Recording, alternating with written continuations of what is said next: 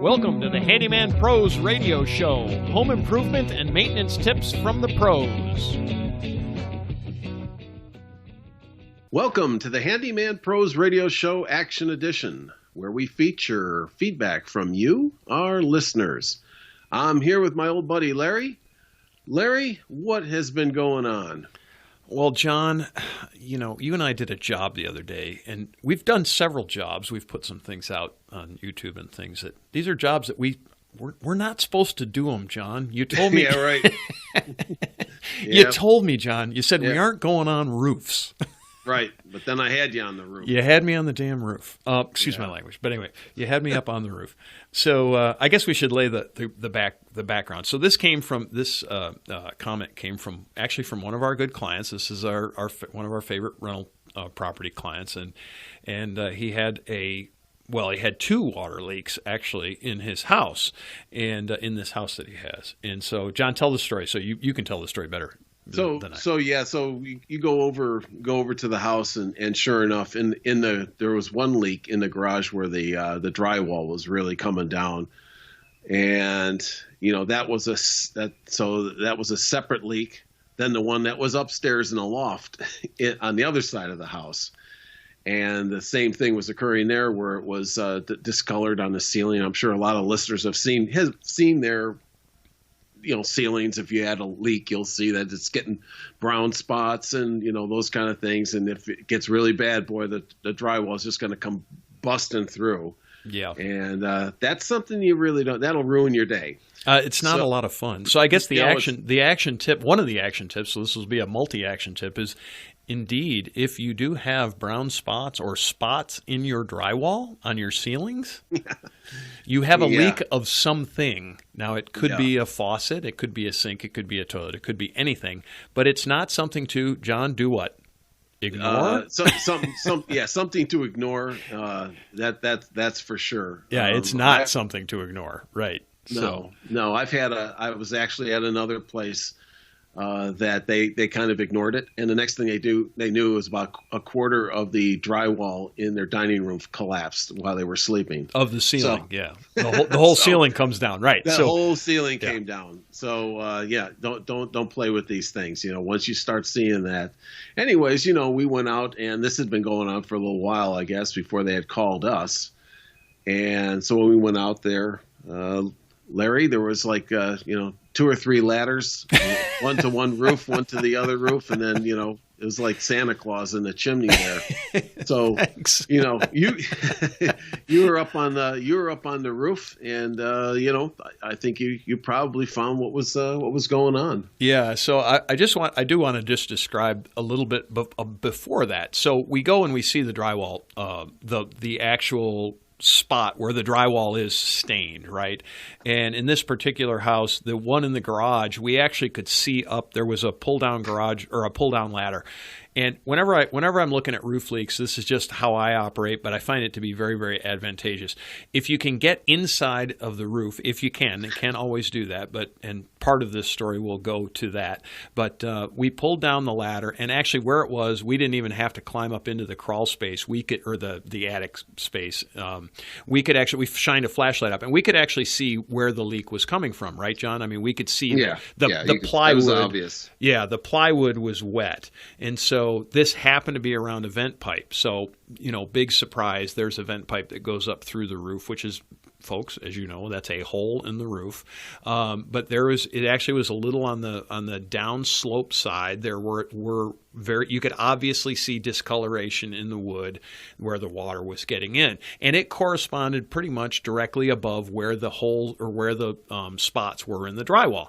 This is a normal situation. Now, just so you understand, it's not always that way, right, John? So sometimes leaks can happen in roofs, particularly in roofing. It can happen up a joist, and the water will run down the joist and then drip when it gets Yeah. to a point on the joist where Right. for whatever reason it happens to run down the joist and then drip, and it will cause a spot. So it's important that before you go up on the roof, you kind of understand where the You got to leak chase is. it down. Yeah, you got to understand where the leak's actually coming from. And in this case, it was very, very simple because we could see where the wood was. We could actually see the underlayment on the roof, and we could see where it came through. But just be aware that they can come down. The water can run down a joist and then drip down. So best to get up inside and look. Now in the leak in the second part, not in the garage, but up on the upper part. So this was a salt box house, just so you understand. The top part is very flat with a very steep pitch on one other side, and the garage was, I guess for lack of a better word, added onto the salt box house. So the leak was up in the flat part, because if it was on the steep pitch, old LT would not have been on that roof, right, John? Because LT You don't doesn't like to get up there? I could have handed you the wood for you make toe boards and stuff up there. Are you past that now? I'm You don't past like to that do now. Yeah, Larry's Okay. not 25, so he doesn't do that kind of thing anymore. But be that as it may, I didn't see it a big problem. Now, I did have to access the flat part of the roof, which is where this stacking two ladders on top. We put a ladder right over the peak of the roof and put it up onto the salt box. John thought I was insane. I thought it was okay. I felt No, very safe. I was taking pictures. That was for the insurance. The insurance. That's right. And he was making sure to have the address correcting just in case we had to call 911. Anyway, Right. be that as it may. So we determined in the first one. Now in the part above the in the part in the salt box, John, do you want to tell the story about that one? Yeah, so on the other side of the house, we couldn't access the attic because somebody somewhere sometime had actually redone the ceiling in this loft, and they mudded over. They redid the ceiling and closed in the hatch to get up into into the attic. Yes, they did. And it So- was pretty obvious that they did. I mean, it's the craziest. You see all kinds of crazy stuff, but the only way that we could have gotten up in there is to cut a hole in the ceiling, where the hatch was, which we weren't going to do at the time. So we did our best guesstimate there. Larry, after you got up on the roof, but we kind of figured out where it might be leaking, and take a look around on the roof. That's the best that we could do. Yeah. So, folks, don't close in your attic like that. If there indeed is a hatch, do not mud Yeah. over it. Because we were on a very tight time frame, and we did not want to have a project become much longer than it needed to be for this particular thing. So anyway, we determined that to be the case, and so I went up on the roof, and I went over to where the vent pipe came through.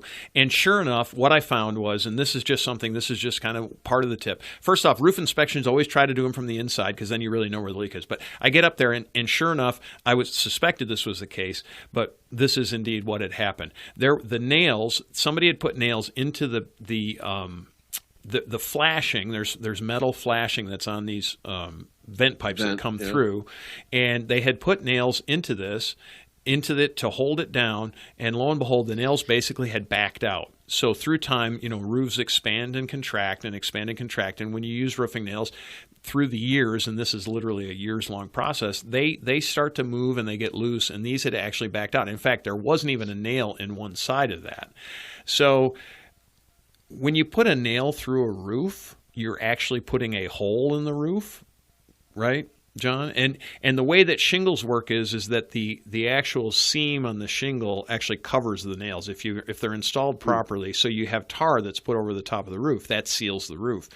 On the flashing, they don't do that. Now, a good contractor will. He'll take some roof flashing cement, like some tar. It's basically tar, and he'll squeeze it around that. And before he drives that nail in, or actually, he'll either do it before or after. A good one does it both, but they'll actually put a little roofing tar goo over that nail so that it does not leak. That did not happen in this case, and the nails had backed out on that.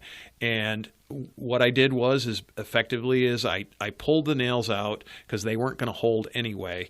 I put caulk up under there, and then I took the nails and I moved them over a few inches. I put caulk underneath the flashing where I was going to nail through, and I nailed the nail through the caulking back into the roof that was good and put caulk over the top of that. So I sealed the holes, and then I reaffixed the flashing to the roof. So And I also ran beads of roofing flashing cement around the edges of the caulk, or around the edges of the flashing, so that it sealed it off from the outside. Went up onto the top part of the roof, and lo and behold, basically had the same thing. Just about where that leak was, there was a nail that actually was not in the tar. It had actually poked up through. You could see it. It had poked up through the shingle. It literally left a nailhead size hole in the top of the roof. And lo and behold, at least till today, John, and it's rained several times, I caulked that up with the thing, or with the roofing contact stuff. And you can get it in tube form, or you can get it where you trowel it on. This, I happen to have it in the caulk gun. It was a little faster. I figured it was going to be a small amount. But I did that, and then I did a rest of the roof inspection, and I found several more nails that had been backing out. So I then in turn went and caulked all around those and tapped them back down and got them tight. So I think I headed some other leaks off at the pass by doing that. So that's our tip for the week, is if you do have leaks, get up on your roof and just take a look, and look for nails that have backed out. You'll see them. I mean, they're up there. They're pretty obvious. And again, be safe. Don't go on a pitch that's too steep. If you can't do it, get a professional to come in, somebody that's I'm going to say comfortable going on and doing that kind of thing. Johnny, you have anything to say on that? No, it's just it never ceases to amaze me how much water damage can come through just a small nail hole. Yeah, just through a nail hole. And that's something that everybody needs to be aware of. You don't have to have missing shingles and all kinds of things. You can just have like you said, those pop nails, and a lot of water will find its way in there. And it's a relatively easy fix. So if your roof is in good shape, you can mitigate it by taking care of that. Well, yeah, and that's it. Don't forget to join. So we've got a Facebook group. It's at Handyman Pros on Facebook. You can join us. You can send us notes via conversation that way. We also have the email, which is questions@handymanprosradioshow.com. And John, we added this cool thing, right, to the website. So if you go to handymanprosradioshow.com, we added a voice messaging function. So if you click on the little link there, it takes you over to a place where you can actually send us a voice message. So we would love to have you all leave us some voice messages. We'll play them on the air if they're good. I've got to be careful because, if it's a guy like John, he'll leave, unsavory type things in there. Yeah, and if they're not good, you won't get played. But we would welcome. It might be for our own entertainment. It might be for our own entertainment. But we really want to play these things on the air and answer your questions. So go to our handymanprosradioshow.com, and there's a button up there. Click us, leave us a voice message. It just works off your computer's microphone. It's really pretty cool. So we appreciate it. And John, do we have anything else for this action tip? That's it. Thanks for listening. Ladies and gentlemen, if you've enjoyed this podcast and have derived some value from it, here's 4 things you can do. 1, tell your friends about this podcast. 2, hit subscribe on your podcast player. While you're there, leave us a review. 3, subscribe to our newsletter by going to handymanprosradioshow.com and click on the subscribe button. We'll inform you of upcoming events, shows, and give you actionable tips for maintaining your home and property. And 4, send us an email with your questions to questions@handymanprosradioshow.com. That's handymanprosradioshow.com. That's our show for this week. Thanks for listening. We'll see you next week on the Handyman Pros Radio Show.